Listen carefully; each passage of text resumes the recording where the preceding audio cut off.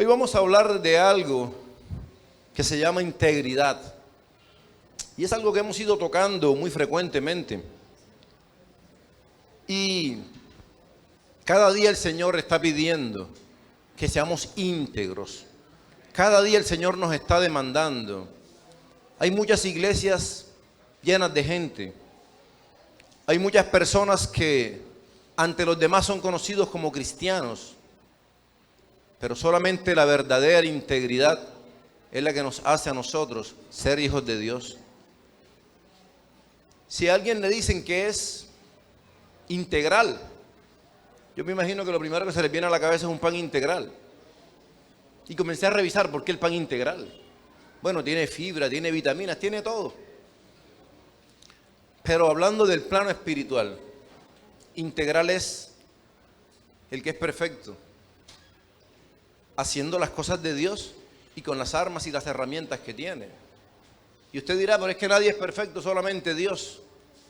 Pero es que con lo que Dios nos da y en lo que Dios quiere que haga, quiere que lo hagamos de la mejor manera posible. Hemos hablado algo, últimamente hemos tocado ese tema con varios hermanos, que muchas veces se esmeran más para hacer las cosas de Dios, las personas del mundo, que las personas cristianas. Y muchas veces nosotros dejamos mal el nombre de Cristo por no hacer las cosas bien. Hay personas que prefieren contratar a un mundano para que les haga un trabajo y no a un cristiano. Y nosotros debemos cambiar ese tipo de idea de lo que la gente tiene. Que el cristiano es flojo, que el cristiano no estudia, que el cristiano no es puntual. Que el cristiano no es bueno, que no es honrado. Y muchos malos testimonios hemos visto. Y muchas personas, sabiendo que son así, se consideran cristianos. Entonces, el tema de hoy va por un lado y va por otro, porque vamos a tratar de varias cosas. Íntegro o integridad y verdad es el tema de hoy. Para comenzar sabiendo qué atributos tiene alguien íntegro, vamos a el fruto del Espíritu. Recuerden que no son los frutos, es uno solo. Cuando el Espíritu Santo lo da todo por completo, por eso no se llaman los frutos, sino el fruto. Gálatas 5, del 22 al 23, tiene por título las obras de la carne y el fruto del Espíritu. Gálatas 5, 22 y 23. Cuando lo tengan me pueden decir amén. El 22 dice la palabra del Señor: en el nombre del Padre, del Hijo y del Espíritu Santo. Mas el fruto del Espíritu es amor, gozo, paz, paciencia, benignidad, bondad, fe, mansedumbre, templanza. Contra tales cosas no hay ley. ¿Qué quiere decir esto? ¿Qué policía va a venir a decirles a usted, acusarlo de algo, si usted está haciendo todo lo que está dentro de la ley? Si hacemos las cosas bien, no debemos tener temor. Pero vemos ahora cuáles son las obras de la carne. Gálatas 5, del 19 al 21. Manifiestas son las obras de la carne: adulterio, fornicación, inmundicia, lascivia, idolatría, hechicerías, enemistades, pleitos, celos, iras, contiendas, disensiones, herejías, envidias, homicidios, borracheras, orgías y cosas semejantes a estas, acerca de las cuales os amonesto, como ya os lo he dicho antes, que los que practican tales cosas no heredarán el reino de Dios. Todos los que estamos aquí debemos poner nuestra mirada en Cristo. Todos los que estamos en una iglesia debemos tener una meta, un blanco, un fin, y es el reino de los cielos. ¿De qué nos sirve a nosotros haber pasado 20 años en una iglesia y terminar en el infierno? Peor todavía será el castigo. Peor todavía será el castigo de alguien que ha conocido la palabra del Señor y termina en el infierno. Jesucristo nuestro Señor dice: mejor es que no lo hubieras conocido. Pero saber a lo que alguien pueda acceder y terminar en un infierno, eso es peor. Entonces, cuando hablamos de íntegro, estamos hablando de alguien que tiene el fruto del Espíritu, alguien que tiene todo esto. Si nosotros queremos saber si el Espíritu Santo está en nosotros, si hemos sido apartados para Dios, tenemos que examinarnos y mirar qué tenemos aquí. Y como el Espíritu Santo nos da todo, tenemos que tener todo. No podemos decir yo tengo el Espíritu Santo de Dios y resulta que no tengo paz y ando en tormento.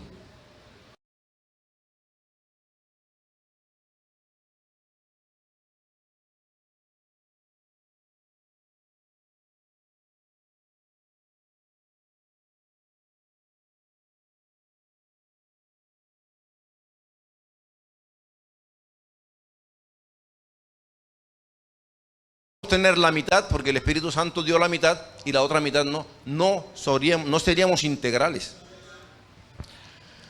En el íntegro actúa el Espíritu Santo y ese Espíritu Santo está actuando en la persona porque esa persona es hijo de Dios por medio de Cristo. Juan 1:12. Íntegro tiene desde el amor hasta la templanza. Hijos de Dios. Vamos a Juan 1:2. El apóstol Juan nos está diciendo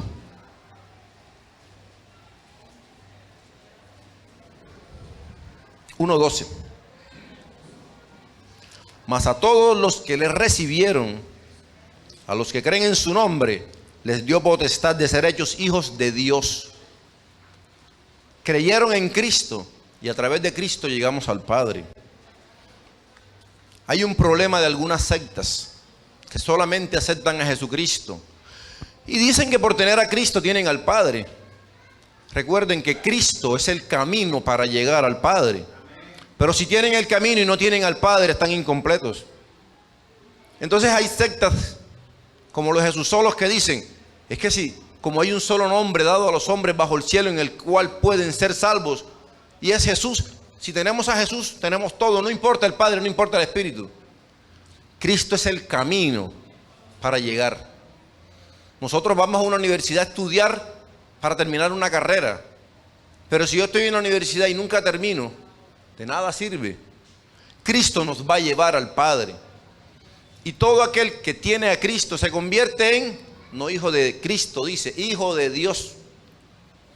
Entonces, si tenemos hijos de Dios, tenemos que tener todo esto. Ahora, el tema es integridad y verdad. Y realmente de lo que quiero hablar es de la verdad y de la mentira. Pero cuando nosotros miramos y examinamos el fruto del Espíritu, ahí no habla de la verdad por ninguna parte. Pero cada una de ellas tiene implícita la verdad. Vamos a donde más habla del amor, 1 Corintios 13. Vienen los evangelios, Hechos, Romanos, y viene Corintios, 1 Corintios 13. Y vamos a hablar del primero, de esa parte del fruto, que es el amor. Y la palabra del Señor dice, la preeminencia del amor. Si yo hablase lenguas humanas, la gente quiere profetizar, la gente quiere hablar en lenguas, la gente quiere tener todo. Pero la Biblia dice, si tuviera profecía, si repartiera mis dones, el amor es sufrido, es benigno, no tiene envidia, no es jactancioso, no se envanece, no hace nada indebido, no busca lo suyo, no se irrita, no guarda rencor, no se goza de la injusticia, mas se goza de la verdad. El verdadero amor es eso, verdadero. Dice aquí, nunca deja de ser. 13:8. Nunca deja de ser. Las profecías se acaban, cesarán las lenguas, la ciencia acabará. No, lo que acabamos de hablar. Sufrido, benigno, no hace nada indebido, no busca lo suyo, ni se irrita, no guarda rencor. El 6. No se goza de la injusticia, mas se goza de la verdad. El amor puro es verdadero. Usted no puede decir que ama a su esposo y le está echando mentiras. Usted no puede decir que está amando a su esposo y le miente. Porque el amor se goza con la verdad. Un tipo que tiene 2 mujeres, un tipo que tiene 2 hogares. Yo he conocido, en el caso de varios familiares, que vinieron a enterarse, mis tías, que su esposo tenía otro hogar y tenía hijos cuando ya eran hijos grandes y nunca el tipo dio motivo, todo lo fingió y nunca se dieron cuenta. Hasta que alguien pasó por ahí y lo vio en un sitio, tenía hijos.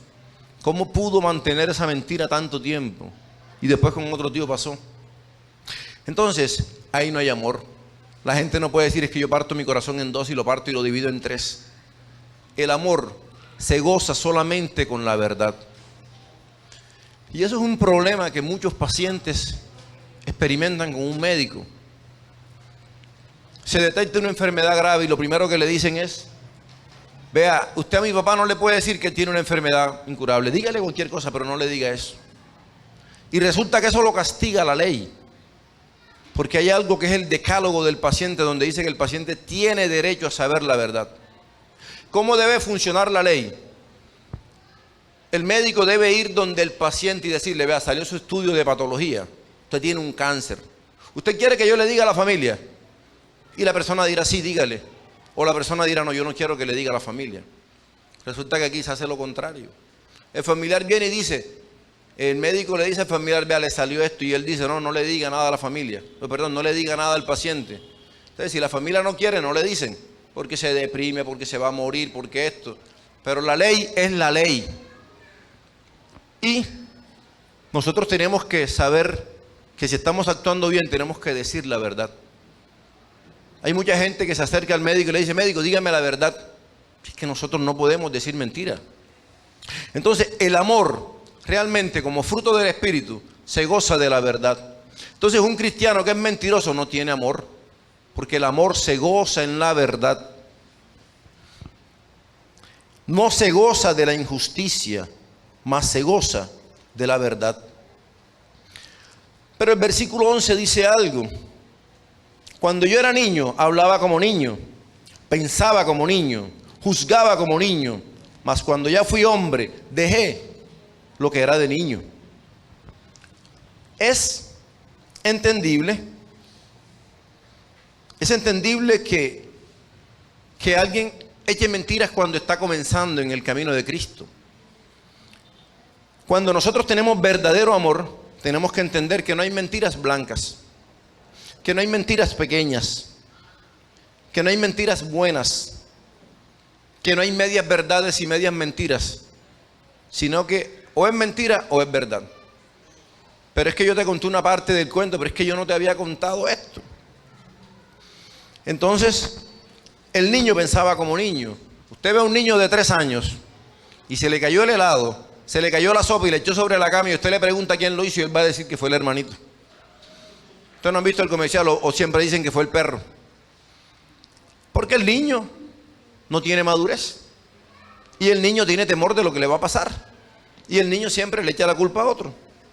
Muestran a veces los niños cómo pintan la casa, cómo se enjabonan, cómo hacen todo. Muestran los videos en las redes sociales y le preguntan: no, yo no fui, fue otro. Pero resulta que cuando un cristiano está comenzando, se puede entender que eche mentiras.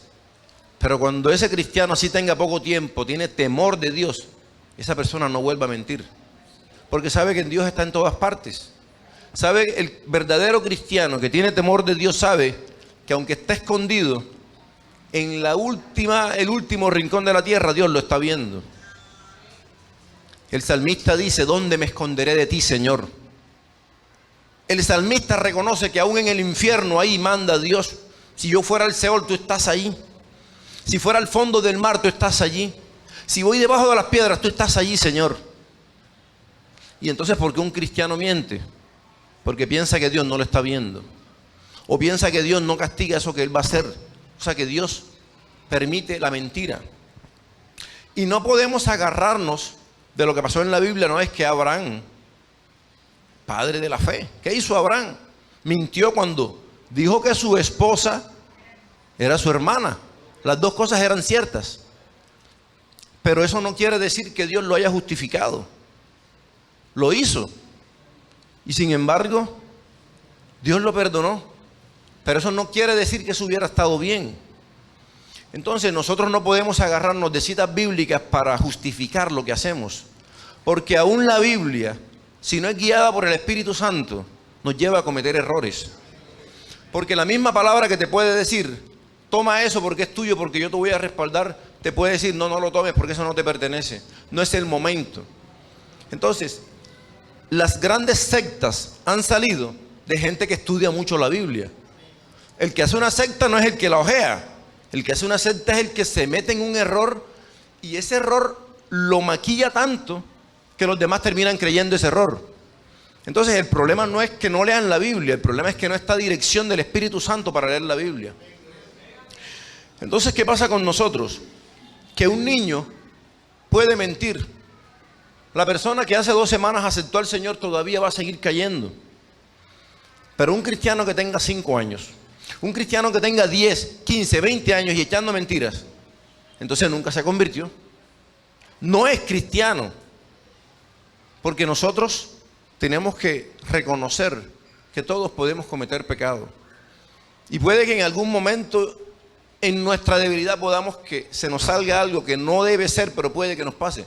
Pero es que una cosa diferente es el que esté mintiendo hoy y la otra semana miente y la otra semana miente y entonces va que me fíe en la leche. Y cuando no, es que ya mañana me pagan, no te preocupes y sabe que no le van a pagar. No, préstame el televisor, yo te lo devuelvo y sabe que no se lo va a devolver. Entonces, un tipo que le mienta a su esposa, no le dice cuánto gana, está mintiendo. ¿Y por qué no le dice cuánto gana? Porque así me puede quedar y me puedo comprar los guayos, me puedo comprar la pantaloneta, puedo salir con mis amigos. Y muchas veces la esposa no sabe cuánto está ganando el esposo. ¿Por qué? Porque entonces después le va a pedir más. Entonces él guarda una parte. Yo recuerdo siempre el cuento de alguien cercano que cuando llegaba borracho, parte de la plata la escondía debajo de una baldosa. Entonces, siempre cuando hay desconfianza en el matrimonio no hay verdadero amor. Porque el amor se goza con la verdad, no se goza con la injusticia. Así que nosotros no podemos ocultarle a la esposa cuánto estamos ganando. Pero la esposa tampoco puede ocultar qué está haciendo con la plata. La esposa, así sea para tomar de la cartera, tiene que decirle al esposo, porque si no le está robando. Porque el esposo tiene que saber, a veces uno no sabe ni cuánto mete en una cartera ni cuánto saca. Pero la esposa tiene que aprender y decirle, yo cogí esto para esto y cogí esto para esto y aquí están las cuentas. Pero no es que somos una sola carne, yo puedo coger lo que yo quiera y el esposo está contando y ni sabe cuánto tiene. Eso no está bien. En el matrimonio tenemos que comenzar que tiene que estar basado en la verdad, no en la mentira. Entonces, el cristiano que está mintiendo es un niño espiritual.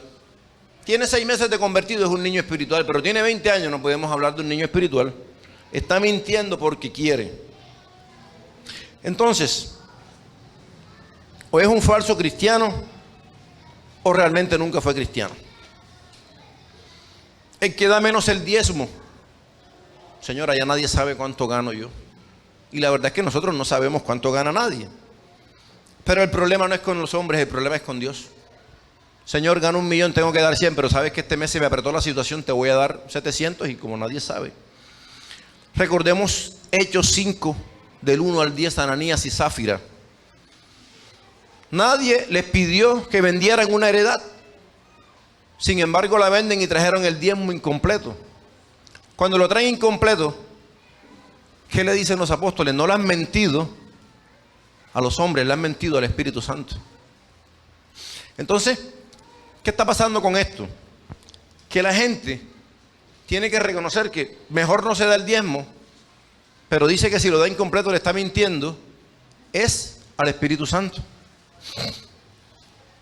Hablemos del gozo. ¿Qué es el gozo? El gozo es lo que es contrario al pesimismo. El pesimista está aburrido todo el tiempo. El pesimista cree que todo le va a ir mal todo el tiempo. El pesimista no tiene fe, no cree. Si hay algo que realmente desagrada a Dios es la falta de fe. Creer que Dios es mentiroso. Los seres humanos mienten. El único en esta tierra que no ha mentido fue Jesucristo. Todos los demás hemos mentido. Pero Dios no miente. Y la Biblia dice que lo que Dios dice que hará, Él lo va a hacer. Porque Él no es hombre para mentir, ni hijo de hombre para que se arrepienta.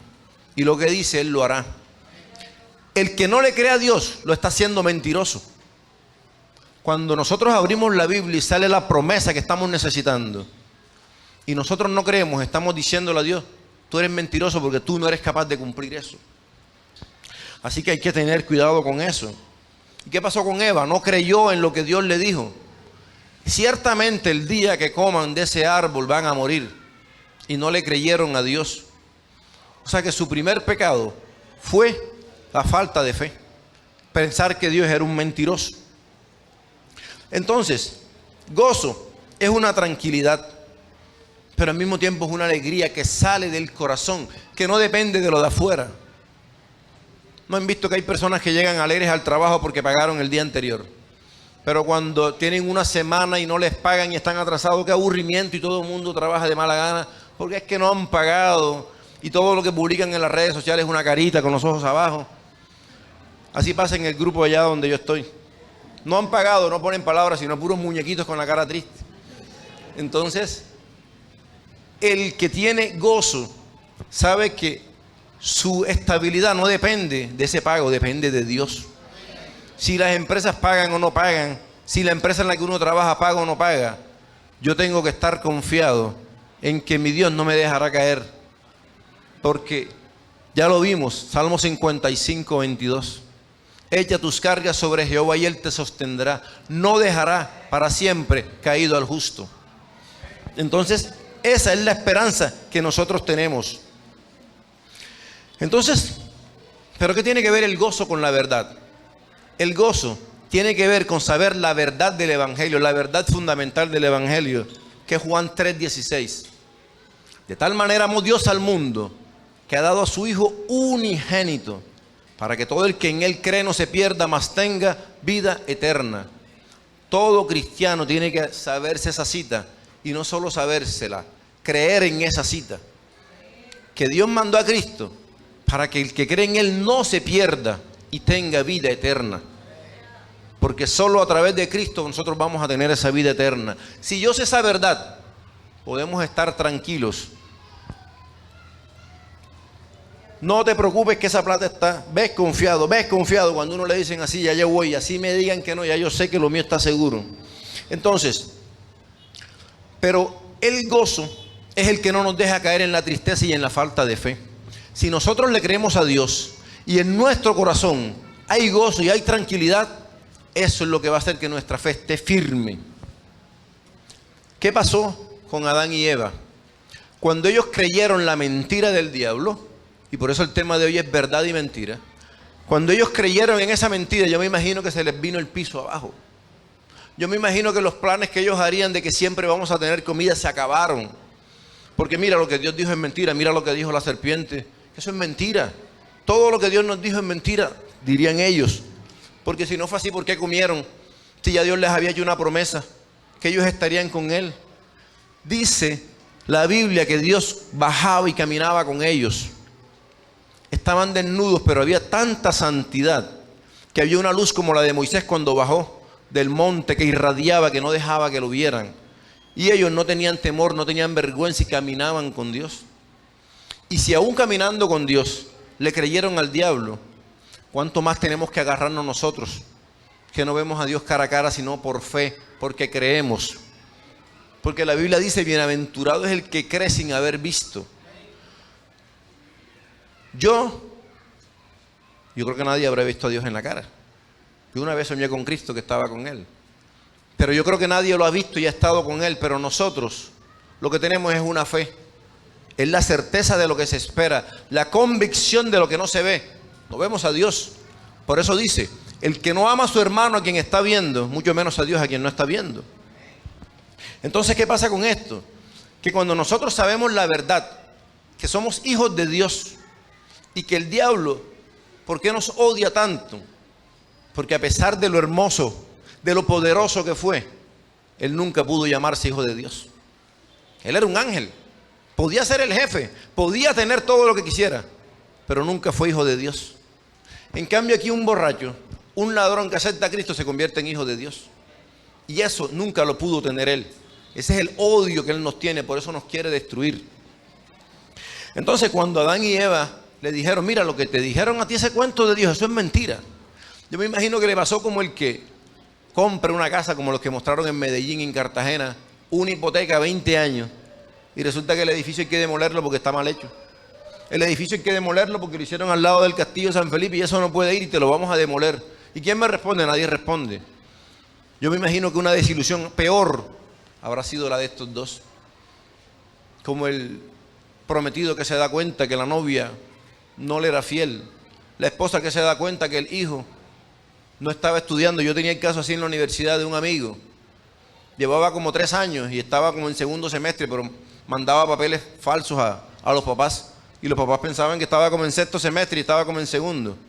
Pero falsificaba los papeles. Yo me imagino que el día que esa gente se dio cuenta, cuando pasaron los 6 años y se dieron cuenta que el tipo no había terminado en medicina, yo me imagino la decepción de esos padres. Pasaron, muchos años, como 12 años y al fin terminó. Pero la decepción de esos padres debió ser terrible. Entonces, cuando esa situación pasa en la vida de alguien, multiplícala muchas veces más y fue lo que le debió pasar a Adán y Eva. Entonces, ¿qué pasa? Que nosotros tenemos que entender que ese gozo no se puede perder porque hayan pagado, porque alguien esté enfermo, porque alguien lo abandona a la novia, lo abandona a la esposa. Nosotros no podemos perder ese gozo. Lo único que nos puede hacer perder ese gozo es perder la salvación. Cuando alguien sabe que está en pecado y decide actuar y sabe que está mal con Dios, ahí sí que se le acaba el gozo. Puede tener todo el dinero del mundo. Y David, cuando pecó, se dio cuenta que él le había pasado eso. Y cuando nosotros vemos el Salmo 51, que es cuando David hace, después que el profeta Natán lo descubre y él reconoce su pecado, él le pide a Dios y él se arrepiente y por eso Dios lo perdona. No porque sea David, sino porque se arrepintió. Y el Salmo 51:12 dice, devuélveme el gozo de tu salvación. David sabía que en ese momento, por haber pecado, estaba cortado de la gloria de Dios y no iba para el cielo. Se arrepintió y le dijo, Dios, devuélveme el gozo de tu salvación. Eso es lo único que nos puede hacer perder el gozo. Pero si nosotros estamos salvos, no es por nosotros, es por gracia de Dios. Pero cuando nosotros cuidamos esa salvación tan grande, puede haber enfermedades. Yo conocí una hermana, lamentablemente no la conocí antes, pero ella nos las presentaron y la fuimos a ver y vino aquí un par de veces y unos meses después murió. Le habían amputado una pierna por la diabetes. El esposo la abandonó por estar enferma, terminó sola en una silla de ruedas. Y esa mujer tenía un gozo que lo hacía sentir a uno mal porque uno teniendo cosas que ella aparentemente había perdido, pero ella tenía lo más importante que era la salvación. Y es una mujer que sabemos que está en la presencia de Dios, que estaba gozosa, que a pesar de enfermedades, que le faltaba una pierna, que le faltaba todo, que la habían abandonado, estaba tranquila porque sabía que su salvación estaba segura. Entonces, ese es el verdadero gozo. Entonces, volvamos al tema de la integridad. ¿Qué es ser íntegro? Es completo, confiable, genuino. Eso es algo íntegro. Algo que tiene la verdad y algo que no miente. La palabra que se traduce al español por íntegro, en el Antiguo Testamento, en el hebreo, lo que quería decir era confiable. En el Antiguo Testamento, cuando querían decir que algo era confiable, decían es íntegro. Y en el Nuevo Testamento, honesto y que hace buenas obras. Un ejemplo del ser íntegro, del ser perfecto, Jesucristo. Ese fue un hombre íntegro. Nosotros vemos que después de ayunar 40 días y 40 noches, el diablo va y lo tienta y le dice, ven, come. Debes tener hambre. Ciertamente tenía hambre. El diablo sabe cuál es la debilidad que nosotros tenemos en cada momento. El diablo sabe que si un hombre está luchando por dejar la infidelidad, le va a poner mujeres que van a tratar de seducirlo, porque el diablo conoce la debilidad. El que dice que voy a dejar de fumar, entonces se le presentan y fuman al lado. El que no quiere robar más, entonces vienen y le presentan el negocio. Mire, ya con este te retiras, con este quedas bien, ya con este tú quedas limpio y te puedes retirar. Entonces, Jesucristo, nuestro Señor, 40 días y 40 noches pasando hambre y el diablo se le presenta y lo quiere tentar. Imaginémonos qué hubiera pasado si después de un ayuno tan largo se nos presentan y, como en el caso de él, lo que tenía era hambre, se le presenta con comida. Por eso estamos en los ayunos y aparece el niñito de 2 años comiendo al lado de nosotros. Y esa galleta sí huele rico, ese chito sí huele rico. Pero si uno le hace una promesa a Dios, si uno se compromete y uno hace un voto con Dios, tiene que luchar, que Dios es el que le va a dar eso. Entonces, Jesucristo no pecó ni aún en esa situación. Y hay que entender algo, Jesucristo era 100% Dios, pero 100% hombre. O sea, con nuestra misma debilidad. Y el estómago, y la gastritis, y el ácido, y todo eso molestándole, pero él ahí, firme. Entonces, Hebreos 4:15 dice que aún siendo igual a nosotros, aún así, él no pecó. Aún siendo igual a nosotros y en nuestra misma debilidad. No tenemos un sumo sacerdote que no pueda compadecerse de nuestras debilidades, sino uno que fue tentado en todo, según nuestra semejanza, pero sin pecado. Por eso es que yo digo, contrario a mucha gente, que el Espíritu Santo no abandonó a Jesucristo ni siquiera en la cruz. Ni siquiera en la cruz. Porque para que Dios nos abandone, el pecado tiene que estar en nuestro corazón. Y la Biblia dice que Él no tenía pecado, sino que Él cargó nuestro pecado. Él fue el transportador, Él fue el que llevó el pecado. Pero el Espíritu Santo, ¿por qué lo va a abandonar si su corazón fue limpio? Acerquémonos confiadamente al trono de la gracia para alcanzar misericordia y hallar gracia para el oportuno socorro. ¿Por qué? Porque Él dice, yo vencí, tú también. Juan 10:33, en el mundo tendréis aflicciones, pero confiad, yo vencí al mundo. ¿Qué está diciendo Él? Yo lo vencí. Y tú también lo puedes vencer porque estás conmigo. Para los que creen en Cristo, mayores cosas que las que yo hice harían, dijo Él, porque les dejo el Espíritu Santo. Entonces, qué impactante saber. Dice la Biblia que nosotros debemos ser imitadores de Cristo. Imítenme a mí, que soy manso y humilde de corazón. Segunda de Corintios 5:17 dice, el que está en Cristo nueva criatura es. He aquí las cosas viejas pasaron, todo es hecho nuevo. Entonces el verdadero cristiano dice, no, llegó un momento en mi vida en que yo comencé a alegrarme porque me aprendí muchas excusas. Porque una vez oí una frase que decía, el que tiene excusas, pues, no tiene de qué apenarse, no tiene problema, porque con eso se defiende. Cuando yo entendí que yo podía hacer eso, yo me sentía bien. Ya yo puedo decir por qué llegué tarde, ya yo puedo decir por qué no hice esto. Pero cuando nosotros llegamos a Dios y Dios nos confronta y sabe que la mentira no es de Dios, todo lo que para nosotros era fortaleza queda a un lado. Por eso el apóstol Pablo dice, todo lo que yo tenía para mí ahora es basura por Cristo. ¿Por qué? Porque las fuerzas de nosotros, fuerza física, apariencia física, intelecto, dinero, posición, todo desaparece cuando llegamos a los pies de Cristo, porque ya la fortaleza no son lo que nosotros sabíamos, sino Dios. El gozo de tu salvación, dice la Biblia. Efesios capítulo 1, del 4 al 8, dice que nosotros fuimos escogidos en Cristo para ser santos y sin mancha.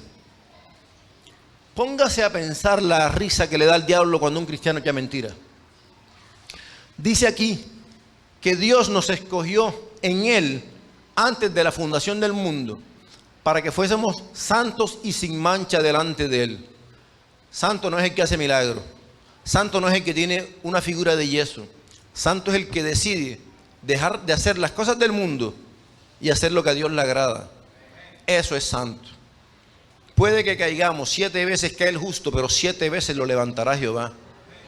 Dios no está diciendo que va a levantar al pecador, que va a levantar al justo, al hombre que está luchando, que es débil, que reconoce que ha sido débil, que cae y dice, Señor, levántame. Pero dice que nos escogió en Él desde antes de la fundación del mundo, en amor, habiéndonos predestinado para ser adoptados hijos suyos por medio de Cristo, según el puro afecto de su voluntad. Miren algo, devolvámonos al 5 otra vez. Tenemos que reconocer que el fin de nosotros es llegar a Dios, y lo hacemos a través de Cristo. El que rechaza a Dios no le sirve aceptar a Cristo, porque quien nos adopta es Dios. Nos adopta como hijos suyos por medio de Jesucristo, pero como hijos de Dios, no como hijos de Cristo. Por eso dice, herederos de Dios, coherederos con Cristo. Ahora sí vamos al 6. Para alabanza de la gloria de su gracia, con el cual nos hizo acepto en el amado. ¿Qué quiere decir esto? Hasta el 8. Hablando de Cristo, tenemos redención por la sangre. La sangre de Cristo es la que borra nuestro pecado. El perdón de pecados según la riqueza de su gracia. Y el 8, que hizo sobreabundar para con nosotros en toda sabiduría e inteligencia. Entonces, dice aquí que Cristo nos escoge para ser puros y sin mancha. La mentira es una mancha bien grande. Romanos 8:29. A los que antes conoció, también los predestinó, para que fuesen hechos conforme a la imagen de su Hijo, para que Él sea el primogénito entre muchos hermanos. ¿Esto qué quiere decir? Que cuando Dios nos acepta como hijos, Él lo que quiere es que nosotros seamos como su Hijo Jesucristo. Y si dice la Biblia que Él no tuvo mancha, y hablando en este caso de la mentira, no mintió, Dios lo que quiere es que cuando nos adopta como hijos, dejemos la mentira de lado. Segunda de Corintios 3:18. Somos transformados de gloria en gloria, en la misma imagen como por el Espíritu de Dios. Segunda de Corintios 3:18. Entonces, ¿qué dice aquí? Que ese viejo hombre que mentía, que estaba acostumbrado a ganar las cosas por la lengua, hay gente que dice, no, tiene una parla. Segunda de Corintios. Nosotros mirando a cara descubierta como en un espejo la gloria del Señor, somos transformados de gloria en gloria, en la misma imagen como por el Espíritu del Señor. El que mienta no mienta más, el que roba no robe más. Todo el que llega a los pies de Dios viene con defectos, viene con pecados, ha sido ladrón, ha sido mentiroso, ha tenido muchas cosas, pero dice aquí que cuando estamos por el Espíritu de Dios, Dios nos transforma y nos hace parecernos cada vez más a su Hijo Jesucristo. Entonces, ¿qué es íntegros? Buscar agradar a Dios más que a los hombres. Aquí es cuando estoy tocando este tema, porque en el espacio que tuvimos el viernes, el Señor nos puso a compartir sobre la mentira, pero fue algo que tocamos muy someramente. Pero me dijeron, hermanos, que era necesario que habláramos esto de nuevo para toda la iglesia. Y aún cristianos que son comerciantes, que son negociantes, se agarran de la mentira para negociar. Y esto es algo que el Señor tiene que confrontarnos a cada uno. O seguimos siendo mentirosos o nos volvemos cristianos. Porque resulta que si no seríamos religiosos. ¿Cuál es el religioso? El que tiene una máscara, el que hace, el que ora, el que carga la Biblia, el que hace buenas obras, pero cuando se quita la máscara tiene otra cara. Ese es el negociante que está robando, pero le está orando al Señor y piensa que está bien delante del Señor. Filipenses 2, capítulo 12 y 13 dice: ocupaos de vuestra salvación con temor y temblor. Hablando nada más de esta frase, Filipenses 2:12. Como siempre habéis obedecido, no como en mi presencia solamente, sino mucho más ahora en mi ausencia, ocupaos de vuestra salvación con temor y temblor. Hay gente que dice, no, la salvación no se pierde. Salvo, siempre salvo. No depende de mí, sino de Dios. Así que yo no tengo que hacer nada. Es más, yo puedo hacer todo lo malo que quiera, dicen algunos, porque ya yo soy salvo. Y salvo, siempre salvo. Pero Dios nos está advirtiendo a través del apóstol Pablo. Pongamos el 12 de nuevo. Ocupaos de vuestra salvación con temor y temblor. ¿Qué quiere decir? Yo soy salvo porque acepté a Cristo. Pero tengo que caminar en el camino de Cristo, porque Cristo es el camino y la verdad y la vida. Pero si yo comienzo a caminar por otro camino, camino de impiedad, camino de iniquidad, ya me salí del camino, ya la salvación está peligrando. Entonces hay gente que dice, no, creciendo en desgracia, salvo siempre salvo. Ocupaos, ¿qué quiere decir esto? Que en todas las cosas que hagamos, nosotros tenemos que pensar, en todo lo que hagamos, tenemos que pensar si eso va a afectar nuestra salvación o no. Entonces, ¿qué tenemos que hacer nosotros? Dios es el que produce en nosotros, ahora sí el versículo 13, porque Dios produce en nosotros el querer como el hacer por su buena voluntad. Quiere decir esto, que Dios lo que quiere es que nosotros, de la misma forma que Él tiene buena voluntad para con nosotros, nosotros también hagamos con los demás buena voluntad. Y la gente dice, es que a mí no me nace hacer el bien. Pero es que Dios es el que está poniendo en nosotros el querer hacer el bien y el hacer el bien. Entonces, en estos tiempos, ¿quién es la persona que se íntegra? ¿Cómo, digamos que esto, cómo aplica en estos tiempos? No dejándose corromper por el mundo. Eso es lo que es la verdadera, en este momento, alguien íntegro. Estar en el mundo. Ojalá los aspirantes a cualquier cargo público se hagan esa pregunta y la palabra de Dios los confronte. La Biblia dice que nadie tenga de sí mismo un concepto diferente del que deba tener. Si yo sé que yo puedo hasta aquí, yo no puedo decir ante los demás que yo estoy por aquí. Mi nivel está por aquí porque yo sé que estoy por acá. Eso es lo que la palabra de Dios nos dice, que somos un espejo donde nos vemos.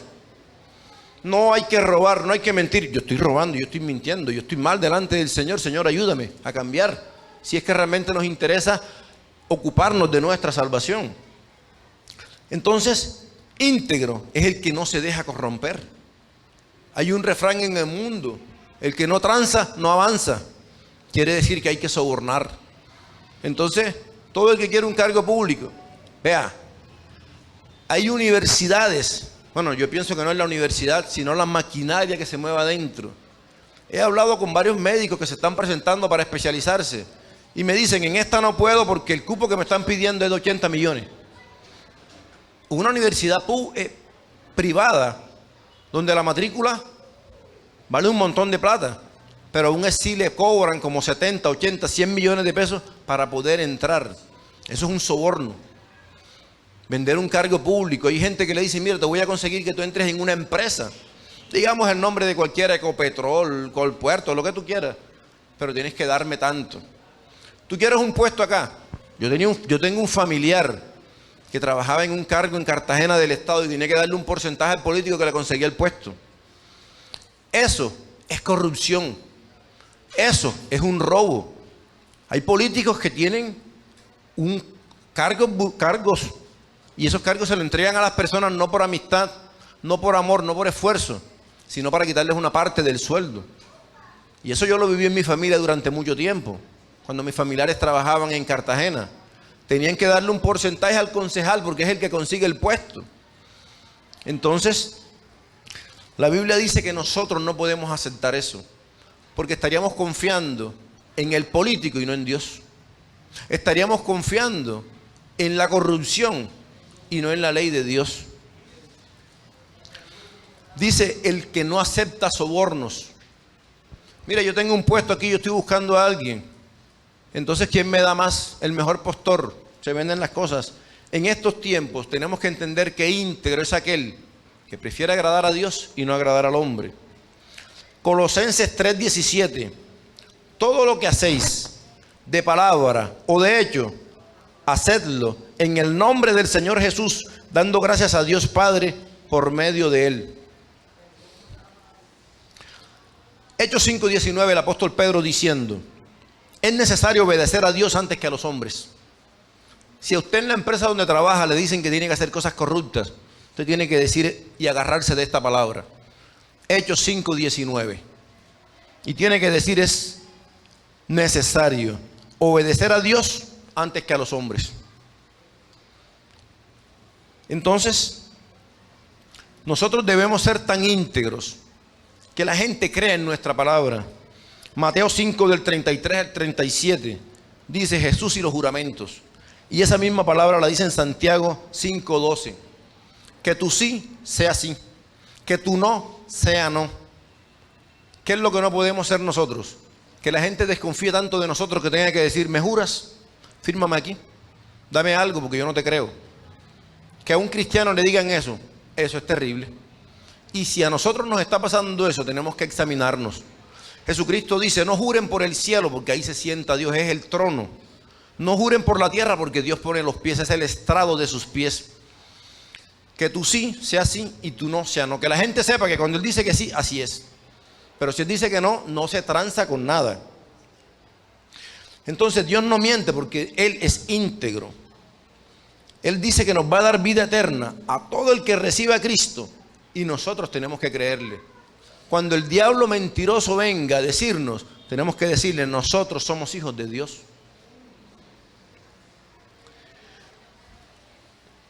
Cuando la gente se suicida, es porque le escuchan al diablo. Cuando la gente se suicida, cuando la gente se mete en el alcohol, se mete en la droga, es porque le creen al diablo cuando le dice que no vale nada. Testimonios de personas que han intentado suicidarse o cuando dejan una carta que dicen que sienten que no vale nada, que ya nada vale la pena.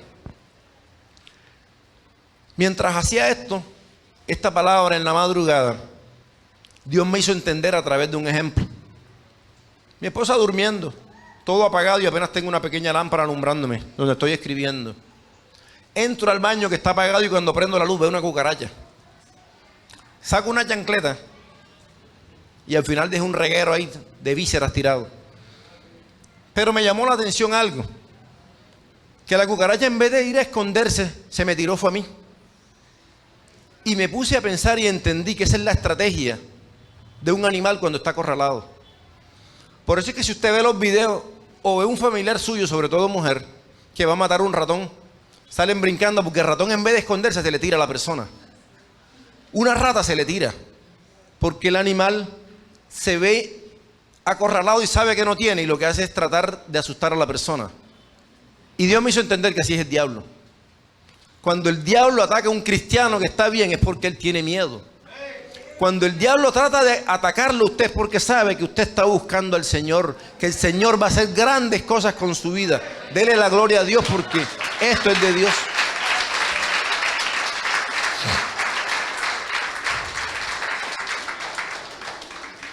La próxima vez que comencemos a tener problemas, me van a cortar la luz, ese es el diablo que cree que me voy a apartar ahora. No me han pagado, ese es el diablo que piensa ahora. Se levantó el vecino, ese es el diablo que cree que me va a apartar del Señor, pero ahora va a ver, me voy a firmar más con el Señor. Entonces, tenemos que entender que esa es la estrategia de Él. Por eso la Biblia dice, y es una de mis citas preferidas, someteos a Dios, resistid al diablo y Él huirá. Estuve escuchando una prédica y a pesar de que es un predicador que me gusta mucho, no estoy de acuerdo con algo que él dijo. Estoy de acuerdo con él cuando la gente dice que uno no debe retar al diablo, porque el poder no es nuestro. Y hay gente que dice, ay, ese diablo no le tengo miedo yo. No le tengo miedo, pero no se agarran de Dios. Pero el tipo decía algo en lo que yo no estoy de acuerdo y él decía, la gente no puede retar al diablo porque después de Cristo Él es el más fuerte. Y ahí sí está el error de él. Porque la gente se refiere al diablo como el hombre fuerte. Él era el hombre fuerte, pero ya Él no es el hombre fuerte. Recuerden que fue vencido. Recuerden que en la cruz Él tenía un contrato. Y Él decía, yo puedo llegar a esta casa cuando yo quiera porque aquí hay un contrato. Pero vino el dueño de la casa y rompió el contrato. Colosenses 2:14. Y dice que esa acta de los decretos que era contra nosotros y que nos era contraria, dice 2 veces, Él la rompió.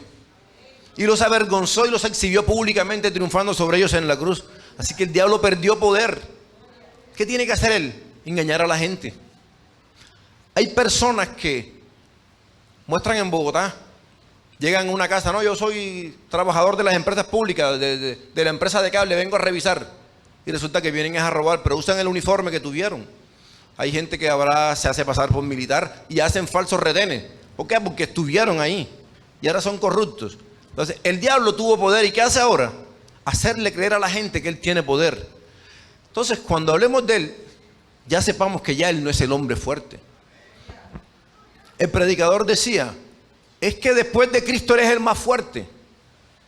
Si nosotros vemos Apocalipsis, cuando el Señor viene a poner en orden las cosas, Dios no se ensucia con el diablo. Cristo no se ensucia con el diablo. El Espíritu Santo no se ensucia con el diablo. Miguel no se ensucia con el diablo. Dice ahí que Dios mandó un ángel con una cadena y lo apresaron. O sea, Dios cogió un ángel, no es el mayor, ni siquiera es Miguel. Ves ahí, ponle la cadena, ponle los grilletes. Y dice que es encarcelado y encadenado 1000 años. Entonces ya él no es el más fuerte, pero él tiene algo, que es que tiene una lengua que sabe engañar y sabe mentir. Ahí es donde está el poder de él en la lengua.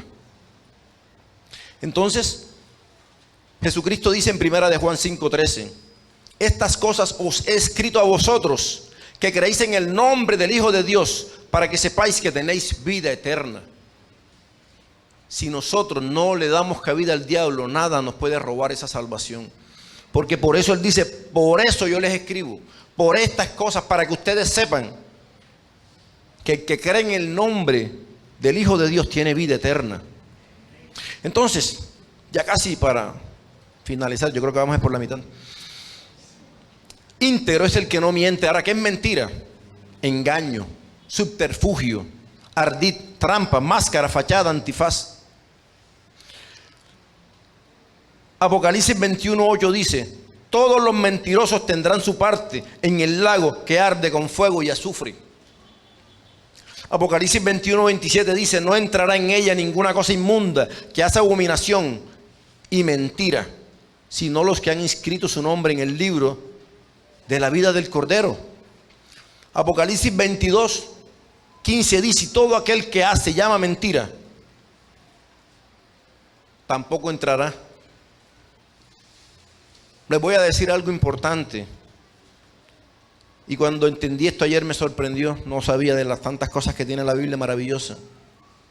Los 2 últimos capítulos de la Biblia, los 2 últimos, hablan de la mentira. No un capítulo, sino 2, y son los 2 últimos. ¿Y por qué el último pecado que la Biblia advierte que no cometamos es la mentira? Porque el primer pecado por el que el hombre cayó fue la mentira. El primer hombre, Adán y Eva, cayeron por creerle la mentira a Satanás. Por eso, así como la Biblia tiene cosas tan maravillosas que uno no entiende, pero por el primer Adán el hombre cayó y por el segundo Adán el hombre es levantado y redimido, que es Cristo. El primer pecado fue la mentira y el último pecado sobre el que nos advierten es de la mentira. Y los 2 últimos capítulos dicen que no hay que mentir. Y yo creo que eso es una advertencia bastante grande. ¿Por qué no le agrada a Dios? Mateo 7:12 dice la oración y la regla de oro, porque lo que quieres que los hombres te hagan a ti, hazlo también. Pero lo que no quieres que te hagan a ti, no lo hagas tampoco. Entonces, cuando dice aquí, porque esto es la ley y los profetas, tratar a los hombres como queremos que nos traten a nosotros. ¿Cuál es el mandamiento más importante? Le preguntaron a Cristo. Amar a Dios sobre todas las cosas. Amar a Dios y amar al prójimo como a ti mismo. Entonces, si nosotros amamos a las personas, no le podemos mentir. Mateo 22, del 36 al 40 dice, de estos 2 mandamientos penden la ley y los profetas.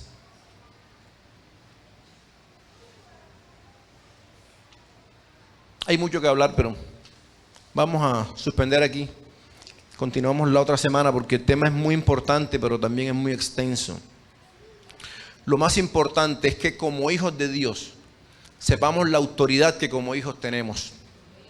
Cuando alguien venga a ofrecernos un soborno, tenemos que estar seguros que aunque en nuestra casa haya necesidad, Dios prometió ser mi sustentador. Cuando en nuestra casa hay enfermedad, ¿qué hacen las personas? Van al médico, ven que no se sana, entonces buscan al brujo. ¿Por qué al brujo si desde un principio hemos debido buscar a Dios? La Biblia dice que todo lo que pasa está bajo el control de Dios. Y que nosotros tenemos es que gozarnos cuando hay problemas, porque ahí Dios nos está perfeccionando. Dios, a través de los problemas, es que nos moldea. Pocas personas alcanzan madurez cuando se ganan la lotería, cuando les va bien. Pocas personas buscan a Dios cuando están bien. Generalmente uno busca a Dios cuando tiene problemas. Y Dios permite esos problemas. Dios permite el cáncer en la familia. Dios permite que todas esas cosas pasen para que uno se dé cuenta que el poder no lo tenemos nosotros sino Dios.